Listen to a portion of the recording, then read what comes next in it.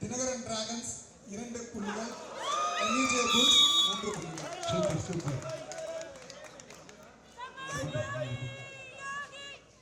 Dinakaran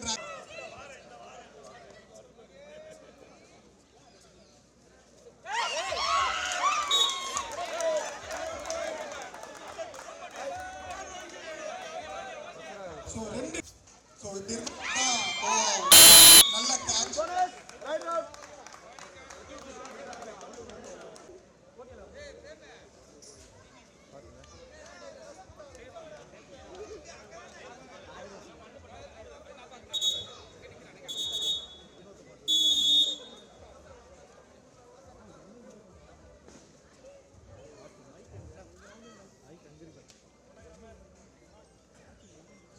Dinakaran dragons பாயிண்ட்ஸ்ல லீடிங்ல இருக்காங்க.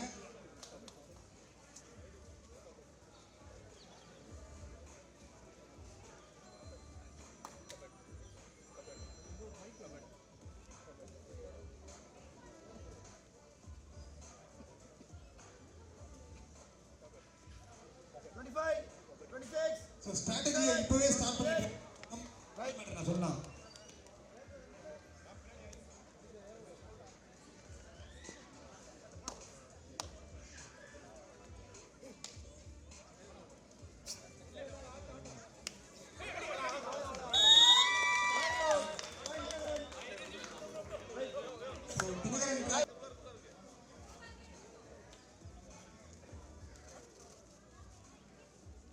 டிஃபெண்டர்ஸ் கொஞ்சம் கான்ஃபிடென்ட்டா இருக்காங்க, பார்க்க முடியுது. MUJ சார்பில் விளையாடக்கூடிய அன்னைக்கு அவங்களுடைய MUJ தலைவர் வினோத் வந்து ஒவ்வொரு பாயிண்ட்டுக்கும் 100 ரூபாய் தரதா சொல்லியிருக்காங்க.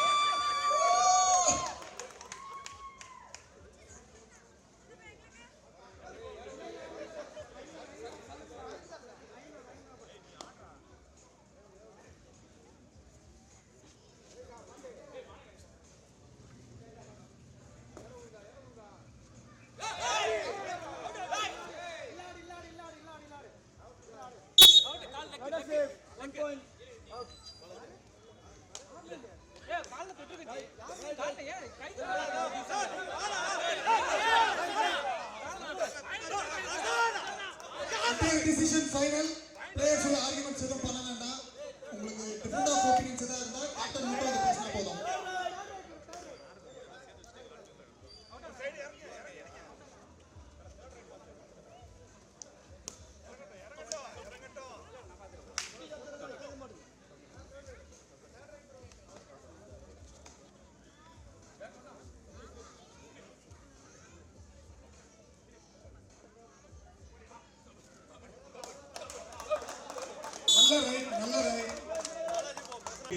பரிசளிப்பு கலந்துக்கிறதுக்காக நம்ம பைசன் துருவுக்கு வந்திருக்காங்க. அதோட அமைச்சர் வேலு வந்துட்டு இருக்காங்க. Time out over.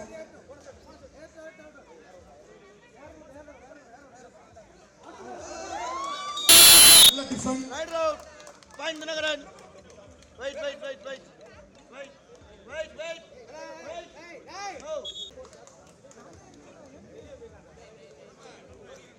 Right.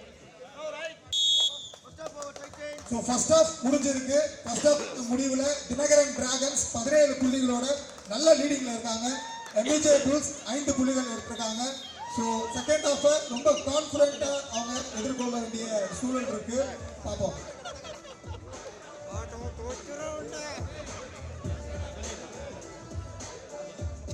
பொதுச் செயலாளர் கோபி, தலைவர் மற்றும் நிர்வாகிகள் கதிர், சென்னை பத்திரிகையாளர்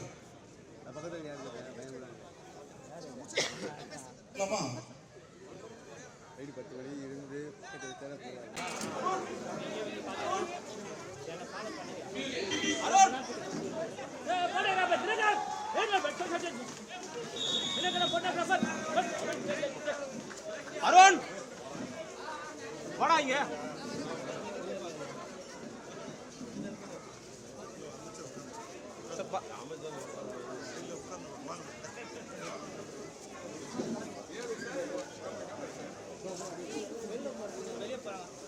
மழை வருது ஐயா, வெளியே போவாதீங்க ஐயா.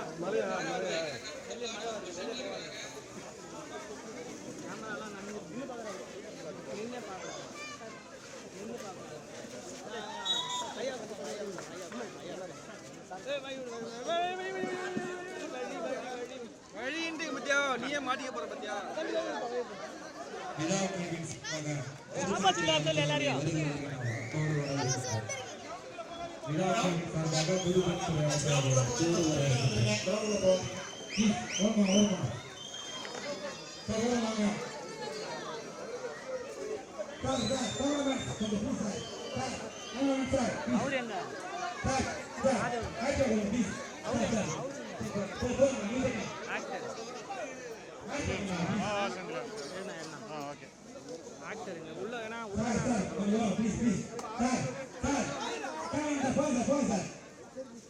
பொங்கல் விழா கரெக்டா பேனர்ல நிக்கிற பாரு. பொங்கல் விழா எடுத்துக்காத.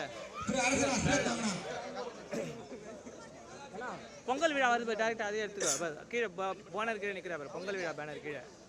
சென்னை பத்திரிகையாளர் மன்றம் சார்பாக அமைச்சருக்கு வருக நான் board.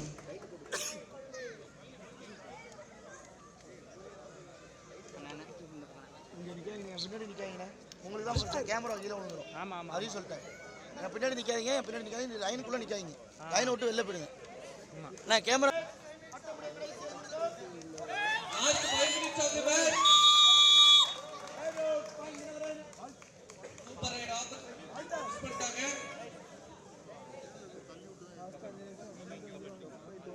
Dinakaran 26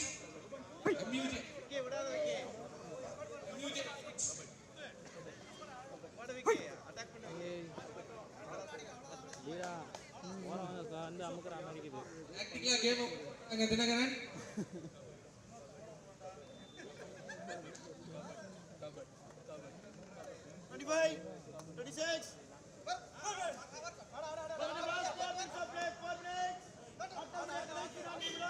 last 4 minutes.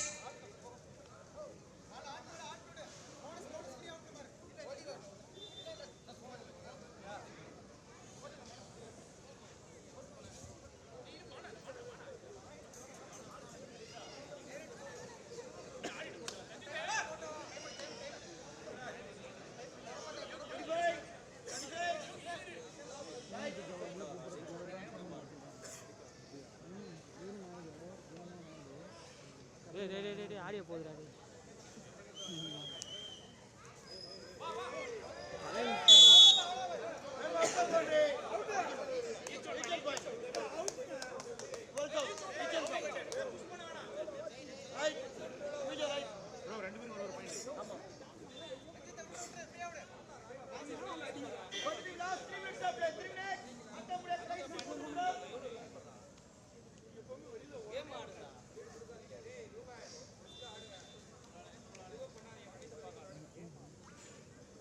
Last 3 minutes.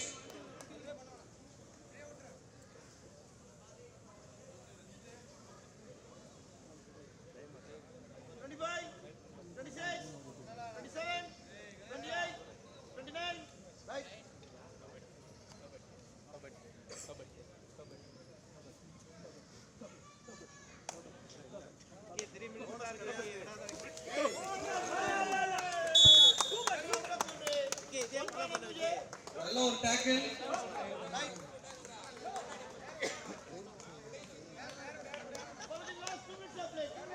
Last 2 minutes.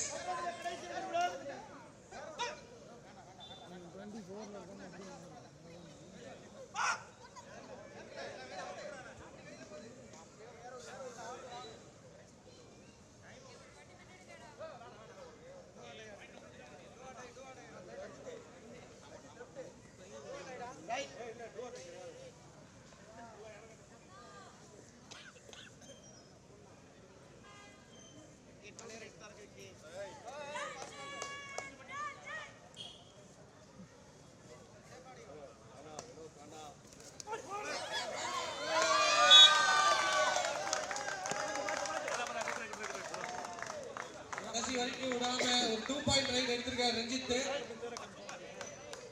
Dinakaran 29, MUJ 8.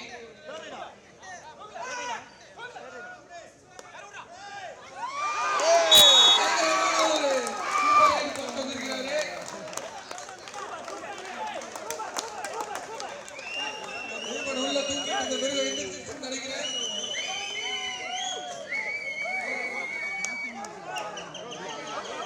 வெளியில இருக்கவங்க பேசாதீங்க, வெளியில இருக்கவங்க பேசாதீங்க. Last 1 minute.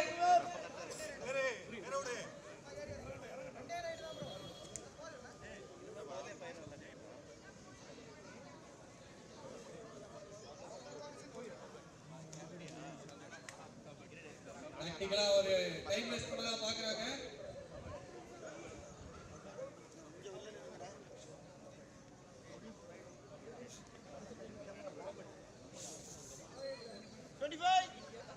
உள்ள போறேன்டா.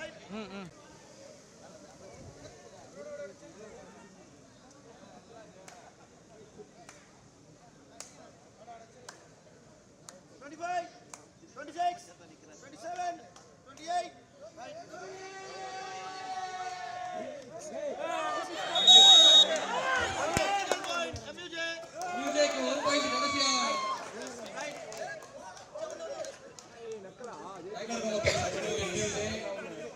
தினகரன் 29, MUJ 12. கடைசி கட்டத்துல மாற்று 2 பாயிண்ட். கடைசி 2 பாயிண்ட் முடிக்கிறாங்க. 31, MUJ 12. இந்த ஆட்டத்தை வெற்றி நாயகனாக தினகரன் வின் பண்ணியிருக்காங்க. வெற்றி பெற்ற அணிகளுக்கு சென்னை பத்திரிகையாளர் மன்ற சார்பாக வாழ்த்துக்கள். பிளேயர்ஸ் மட்டும் லைன்ல மட்டும் நில்லுங்க. 2 பிளேயர்ஸ் மட்டும் லைன்ல நில்லுங்க. கௌதமே மைக் எடுத்துடா எங்கடா டிரைவர் கௌதமே நாளைக்கு அந்த பேனர் எடுத்து வந்துருங்க. பிளேயர்ஸ் தாண்டி வேற யாரும் பஞ்சு கூட வராங்க ப்ளீஸ். ஒரு நிமிஷம் பிளேயர்ஸ் தாண்டி போயிட்டாங்க எல்லாரும் இங்க வெச்சலாம். ஸ்டாண்ட் எடுத்துறியா ஸ்டாண்ட் எடுத்து ஜானகினா அந்த பேனர் எடுத்து வந்துருங்க. ஏதோ ஒன்று சொன்னாதான் தெரியும். இங்கிட்டு வா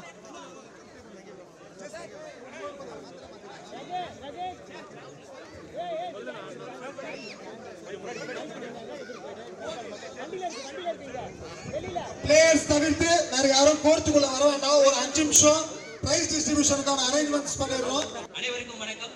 சென்னை பத்திரிகையாளர் மன்றம் சார்பாக நடத்தப்பட்ட மாபெரும் கபடி போட்டி தமிழர் திருநாளாம் பொங்கல் பண்டிகையை முன்னிட்டு இந்த கபடி போட்டிகள் கடந்த 2 வாரங்களாக நடைபெற்று வந்தன. கிட்டத்தட்ட 14 அணிகள் பங்கேற்ற அந்த போட்டியினுடைய இறுதி ஆட்டம் இன்று சற்று நேரத்துக்கு முன்னர் நடைபெற்றது. இந்த இறுதிப் போட்டியில் வெற்றி பெற்றிருக்கக்கூடிய அணி தினகரன்.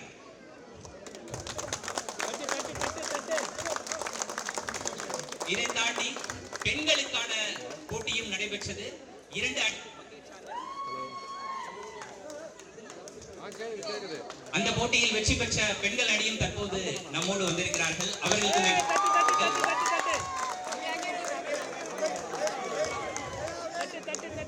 இந்த போட்டியில் வெற்றி பெற்ற அணியினருக்கு பரிசு மற்றும் கோப்பையை வழங்கி சிறப்பிப்பதற்காக மாண்புமிகு துறை அமைச்சர் திரு ஏவா வேலு அவர்கள் நம்மோடு வந்திருக்கிறார்கள். அவர்களை சென்னை பத்திரிகையாளர் மன்றம் சார்பாக வருக வருக என்று வரவேற்கின்றோம். அதேபோல் திரைக்கலைஞர் திரு துருவ் விக்ரம் அவர்களும் நம்மோடு வந்திருக்கின்றார். அவரையும் வருக வருக என்று வரவேற்கின்றோம்.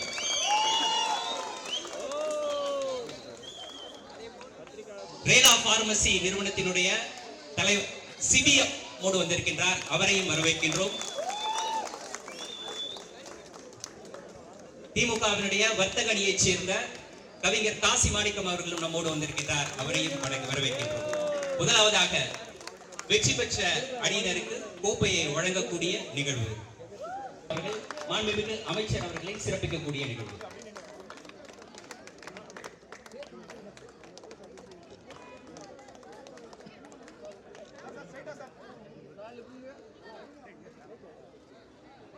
அடுத்ததாக திரைக்கலைஞர் துரு விக்ரம் அவர்களை சிறப்பிப்பதற்காக சென்னை பத்திரிகையாளர் மன்றத்தினுடைய பொருளாளர் மணிகண்டன் அவர்களை அழைக்கிறேன்.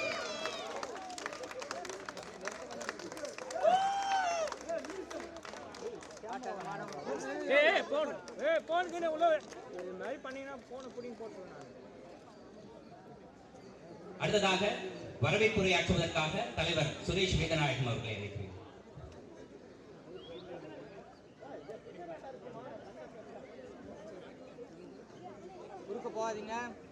சென்னை பத்திரிகையாளர் மன்றத்தின் சார்பில் இந்த பிரம்மாண்ட கபடி போட்டி இன்று நிறைவு பெற்றுள்ளது. கடந்த 2 வாரங்களா இந்த போட்டி நடந்தது, இதே மைதானத்தில் நடந்தது. கபடி போட்டி வந்து நடத்தலாமா இல்லை இப்படி ஒரு போட்டி நடக்குமான்னு கூட நாங்கள் நினைச்சு கூட பார்க்கல. இளைஞர்கள் நம்மளுடைய நிருபர்கள் வந்து கேட்டுட்டாங்க, கபடி போட்டி நடத்துங்க நல்லா இருக்கும் அப்படின்னு சொன்னாங்க. சொன்னாரு, தம்பி தான் சொன்னாங்க. அதனால ஒரு வேண்டுகோளை ஏற்று இந்த கபடி போட்டி நடத்தணும். கிரிக்கெட் போட்டி நடத்தும் போது 56 டீம் கலந்துக்கிட்டாங்க. இதே மாதிரி கபடிக்கு ஃபர்ஸ்ட் வருமா வராதான்னு பார்த்தா 14 டீம் கலந்துக்கிட்டாங்க. அந்த அப்புறம் வந்து ஆண்களுக்கு போட்டியா வந்து பெண்கள் நாங்களும் கலந்து ரொம்ப பெருமையா இருந்தது. அடுத்து இந்த விளையாடும் போது இவ்வளவு ஒரு ட்ரெயின்டு பீப்புள் கூட இவ்வளவு நல்லா விளையாட மாட்டாங்க, அந்த அளவுக்கு சிறப்பாக விளையாண்டாங்க. உண்மையிலே பார்க்க வந்து ஒரு கண்கொள்ளா காட்சி மாதிரி தான் இருந்தது. இந்த ஒரு எங்களுக்கு ஒரு ஆசை கூட இருந்தது, கிரிக்கெட்டுக்கு ஒரு பிரஸ் கிளப் டீம் ரெடி பண்ற மாதிரி கபடிக்கு கூட ஒரு டீம் ரெடி பண்ணலான்னு. அந்த அளவுக்கு சிறப்பாக விளையாண்டாங்க. எல்லாருக்கும் என்னுடைய நன்றி தெரிவிச்சுக்கிறேன். இந்த கபடி போட்டி காலையிலேருந்து முன்னதாக பொங்கல் விழாவும் காலையில நடத்திட்டு இருந்தோம். காலையில் மாண்புமிகு நீதிபதி அவர்கள் ஜெகதீஷ் சந்திரா காலையில வந்து பொங்கல் விழாவை சிறப்பிச்சுட்டு போனாங்க. நம்ம கூட காலையில வந்து இந்து குழும தலைவர் ராம் சார் வந்திருந்தாங்க, நக்கீரன் ஆசிரியர் கோபாலன் வந்திருந்தாங்க. இன்னைக்கு ஈவினிங் வந்து இந்த பரிசளிப்பு விழாவுக்கு நமக்கு யாரை கூப்பிடலான்னு போகும்போது ஏற்கனவே அமைச்சர் வந்து சொல்லியிருந்தாங்க. ஒவ்வொரு தடையும் நாங்கள் பேசும்போது பார்க்கும்போதெல்லாம் வந்து நல்லா சிறப்பாக பண்ணுறீங்க தம்பி அப்படின்பாங்க, நீ நல்லா பண்ணுங்க அப்படின்னு சொல்லி பார்க்கும்போதெல்லாம் பத்திரிகையாளர் மன்றத்தை பற்றி கேட்டுட்டு நல்லா பண்ணுங்கன்னு சொல்லி அதை சொல்லிகிட்டே இருப்பாங்க. சரி, அப்படி அவங்களை கூப்பிடலாம் அப்படின்னு தான் அந்த விழாவுக்கு அமைச்சரை கூப்பிட்டோம். சரி, வேற யாரை கூப்பிடலான்னு பார்க்கும்போது நமக்கு வந்து கண்ணில் தெரிஞ்ச ஒரே ஆளு நம்ம பைசன் தான். அவரை கூப்பிட்ட உடனே வந்து இந்த விழாவில் கலந்துக்கிட்டு கண்டிப்பாக வரேன். அது மட்டும் இல்லை, இந்த போட்டி முழுசாக நான் பார்க்க ரெடியாக இருக்கிறேன். எல்லாருக்கூடையும் நான் நின்று ஃபோட்டோ எடுத்துகிட்டு போகணும் கூட நீங்கள் எடுத்துக்கலாம். அதனால் நேரம் என்ன ஸ்பெண்ட் பண்ண ரெடியாக இருக்கேன்ற மாதிரி அவங்க சார் சொன்னாங்க. அவருக்கு என்னுடைய நன்றி தெரிவிச்சுக்கிறேன். இந்த விழாவுக்கு பரிசுகள் வந்து நாங்கள் கொடுக்கலான்னு பேசும்போது எவ்வளோ கொடுக்கலாம் அப்படின்றது, சரி ஒரு 50,000 ஃபர்ஸ்ட் ப்ரைஸ் லேடிஸ்க்கு எவ்வளோ கொடுக்கலாம் அப்படின்னு பார்க்கும்போது ஃபர்ஸ்ட் டைம் வந்திருக்காங்க, அதனால அவங்களுக்கு நல்லாவே கொடுங்க அப்படின்னு சொல்லிட்டு ஃபர்ஸ்ட் ப்ரைஸ் அவங்களுக்கு ஒரு 20,000 கொடுங்க. ஒரு 2 டீம் தான் கலந்துக்கிட்டாங்க, இருந்தாலும் செகண்ட் ப்ரைஸ் அவங்களுக்கு ஒரு 10,000 கொடுங்க சொன்னாங்க. அது மட்டும் இல்ல, இந்த போட்டியில கலந்துகிட்ட கபடி விளையாண்ட எல்லாருக்குமே கொடுக்கணும்னு ஆசைப்பட்டு எல்லாருக்கும் ஒரு சிறிய பரிசு காத்திருக்கு. இதெல்லாம் வந்து நான் அமைச்சருக்கு சொன்னேன், இப்ப இவ்வளவு சிறப்பா நடத்துறீங்க, இது ஏன் நீ ஏன்கிட்ட சொல்லக்கூடாது, நான் சொல்லியிருந்தா வந்து இன்னும் சிறப்பா நான் நீங்க பண்றதுக்கே நான் வந்து உதவியா இருந்திருப்பேன், இதெல்லாம் நீ என்கிட்ட சொல்ல மாட்டீங்களாப்பா அப்படின்னு சொல்லி கேட்டாங்க. உரிமையோடு கோச்சிக்கிட்டாங்க. அமைச்சருக்கு என்னுடைய நன்றி தெரிவிச்சுக்கிறேன். இந்த விழா நடைபெறும் இடமே வந்து பொதுப்பணித்துறை கட்டுப்பாட்டில் தான் இருக்கு. அதனால வந்ததோட அமைச்சர்கிட்ட வந்து நான் வந்து அமைச்சர் வீட்டுக்கு போவேன், அடிக்கடி போவேன். அதுக்கு ஒரு காரணம் வந்து இருக்குது. எங்கள் எம்டிக்கு அமைச்சர் வந்து ரொம்ப வேண்டியவங்க. அதனால நான் அடிக்கடி பேச வேண்டிய சூழ்நிலை வரும். வரும்போதெல்லாம் பத்திரிகையாளர்கள் யாராவது ஒருத்தர் 2 பேர் அவங்க கூட இருப்பாங்க. நான் ஏதாவது ஒரு சின்ன உதவி அவங்க வேணும்னு வருவாங்க. அவங்க நான் தனியாக நின்றுக்குவேன். அமைச்சரை பார்த்துட்டு அந்த ஹெல்ப் வாங்கிட்டு போவாங்க. யாருக்குமே கேட்பேன் நான், இல்லைப்பா அமைச்சர் ஏதாவது ஹெல்ப் பண்ணாங்க, இல்லை பண்ணி கொடுத்துட்டாங்க. எல்லாருமே தன்னுடைய உறவினர்களுக்காக ஏதாவது ஒரு வகையில் அமைச்சர்கிட்ட கேட்கும்போது அமைச்சர் ஹெல்ப் பண்ணிட்டு இருக்காங்க. அது ஒரு டிரான்ஸ்ஃபரோ ஏதோ ஒன்று அவங்க டிபார்ட்மெண்ட்டில் பண்ணிட்டு இருக்கிறாங்க. ஒரு வேலையை வாங்கிட்டு பார்க்குறேன். அது கடைசியாக நான் பார்க்கும்போது அந்த அளவுக்கு அமைச்சர் வந்து நம்ம கூட பத்திரிகையாளர்களுக்காக உறுதுணையாக இருந்தாங்க. அது இதெல்லாம் எதுக்கு சொல்கிறேன் அப்படின்னா, நமக்கு பக்கத்தில் பின்னாடி ஒரு இடம் இருக்குது. அந்த இடம் வந்து பொதுப்பணித்துறை கட்டுப்பாட்டில் இருக்கு. அந்த இடத்தையும் அமைச்சர் வந்து எங்களுக்கு வாங்கி தரணும்னு சொல்லிட்டு ஒரு வேண்டுகோளை வச்சு அமைச்சர் விழாவுக்கு வந்ததுக்கு நன்றி தெரிவித்து வருக என வரவேற்கிறேன். அதோட இந்த விழாவை சிறப்பிக்கிறதுக்காக நம்முடைய அனைத்து யூனியனும் நம்ம கூட வந்திருக்கிறாங்க. எல்லா யூனியனுடைய தலைவர்களுக்கும் என்னுடைய நன்றியை ஒருமுறை தெரிவித்து நன்றி, வணக்கம். நிகழ்ச்சியினுடைய முக்கியமான நிகழ்வு, தலைவர் முன் வச்ச அதே கோரிக்கையை பொதுச் செயலாளராக நான் முன்மொழிய வேண்டிய தேவை இருக்கு. அடுத்து இந்த பத்திரிகையாளர் மன்றத்தை பொறுத்த வரைக்கும் தொடக்கத்துல வெறும் 500-600 பேர் இருந்த உறுப்பினர்கள் பட்டியல் இன்னைக்கு 3000ஆக பெருசா இருக்கு. அதற்கு ஏற்றாற்போல் இடம் அடுத்து ஒரு பெரிய கிரிக்கெட் போட்டியை இந்த வளாகத்துக்குள்ளேயே நடத்துற அளவுக்கு இடம் பின்னாடி இருக்கு.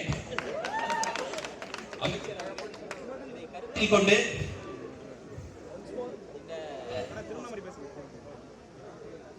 இந்த உறுப்பினர்கள், அதாவது இந்த 3000 பத்திரிகையாளர்கள் முன்வைக்கக்கூடிய அந்த கோரிக்கையை ஏற்றுக்கொண்டு அந்த இடத்தை சென்னை பத்திரிகையாளர் மன்றத்திற்கு வழங்குவார்கள் என்ற நம்பிக்கையோடு நம்முடைய மைய நிகழ்ச்சிக்கு சென்று விடுவோம். முதலாக கபடி போட்டியில் வெற்றி பெற்ற இந்த நிகழ்ச்சியை வாழ்த்தி பேசுவதற்கும் வெற்றி பெற்ற அணியினரை அமைச்சர் அவர்களை அழைக்கிறேன்.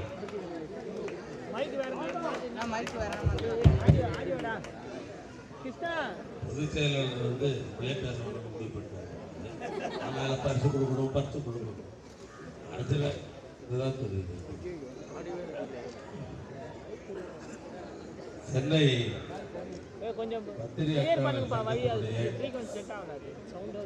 நிர்வாகிகள் தலைவர் சுரேஷ் வேதநாயகன் அவர்களே, பொதுச் செயலாளர் ஆசிப் அவர்களே, துணைத் தலைவர் மதன் அவர்களே, பாரதி அவர்களே, பொருளாளர் மணிகண்டன் அவர்களே, உறுப்பினர் பெருமக்கள் ஸ்டாலின், பழனி, அகிலா, கவாஸ்கர், பிரியன் போன்ற உறுப்பினர்களே, என்னுடைய நிகழ்ச்சியில கலந்து கொண்டிருக்கிற வர்த்தக அணியினுடைய அதனுடைய செயலாளர் என்னுடைய இனிமே சகோதரர் மாணிக்கம் அவர்களே, என்னுடைய நீண்ட நாள் நண்பருமான நம்முடைய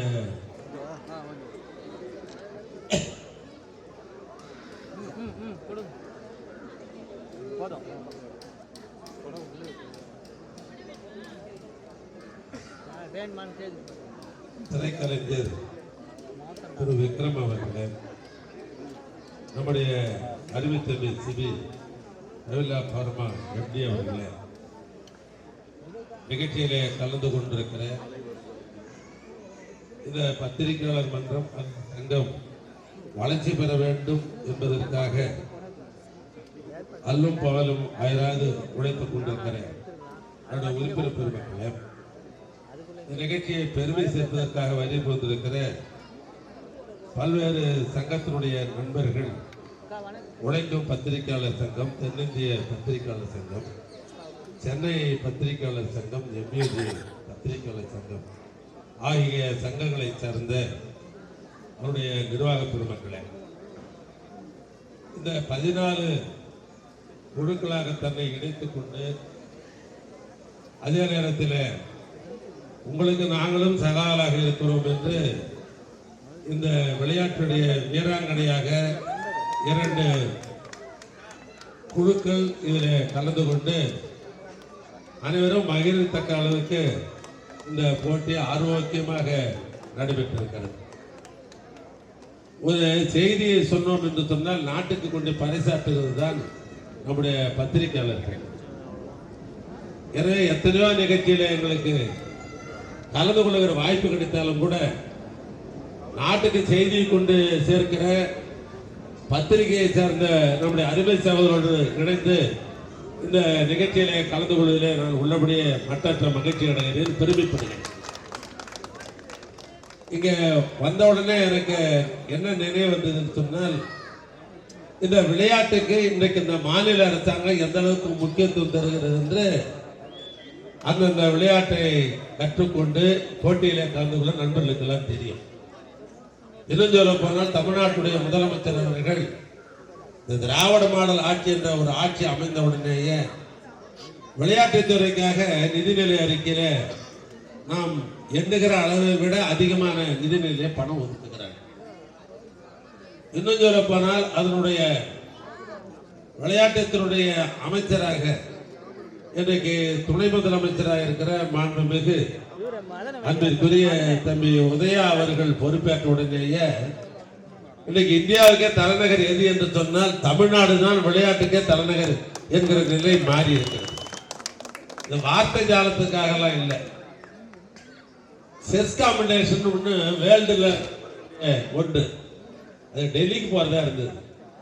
ஆனால் இவர் துணை முதலமைச்சராக இருக்க டெல்லியில போய் ஒன்றிய அரசாங்கத்தோட அமைச்சரோட கலந்து பேசி இது எங்கள் தமிழ்நாட்டுக்கு கொடுக்க நாங்கள் சிறப்பாக நடத்தி காட்டுறோம் என்று சொல்லி மாமல்லபுரத்தில் இந்த செஸ் காம்படிஷன் உலக செஸ் காம்படிஷன் நடைபெற்றது என்பது ஒரு பானைச்சோருக்கு பறிக்கச்சோர் பதம் என்று சொன்னதை போல உதாரணத்துக்காக சொல்ற நேரம் எடுத்துக்கல.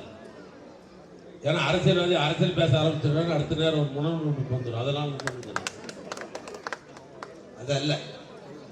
எனக்கு இந்த விளையாட்டு மீது இங்கே சொன்ன நம்முடைய சுரேஷ் அவர்கள் சொல்லுகிற பொழுது நாங்கள் இந்த கபடிக்கு ஆள் வருவாங்களா வரமாட்டாங்களா என்ற ஒரு ஐயரவு என் மனதிலே இருந்தது. ஆனால் இருந்தாலும் சில நண்பர்கள் முன்னேறி வந்து சொன்னதால் இதை நான் நடத்தினேன். ஆனால் நான் என்னதை விட இன்றைக்கு ஆண் குழுக்கள் 16 பெண் வீராங்கனைகள் 2 குழுக்களும் ஆக 16 கலந்து கொண்டது என்று சொன்னார். நான் சுரேஷுக்கு சொல்றேன், இது போன்ற ஆண்டுக்கு ஒரு தமிழனுடைய பண்பாட்டு விழாவாக இருக்கிற இந்த பொங்கல் தினத்தில் நாங்கள் ஆண்டாண்டு இதை நாங்கள் கொண்டாடுவோம், ஆண்டாண்டு இந்த போட்டி வைப்புன்னு சொல்லி பாருங்க. அடுத்த வருஷம் பார்த்தா 50 டீம் உங்ககிட்ட உங்களுக்கு கொடுப்பாங்க. காரணம் என்ன என்று சொன்னா, நான் சொன்னதை போல தமிழனுடைய பண்பாட்டு விழா என்பது பொங்கல் விழா, தமிழர் திருநாள் என்று சொல்லுகிற இந்த காலகட்டத்தில் விளையாட்டுக்கே வித்திட்டது எதுன்னு சொன்னாக்கா, ஒரு காலத்தில் கபடி என்று சொன்னால் அந்த காலத்தில் சடுகுடுன்னு பேர்.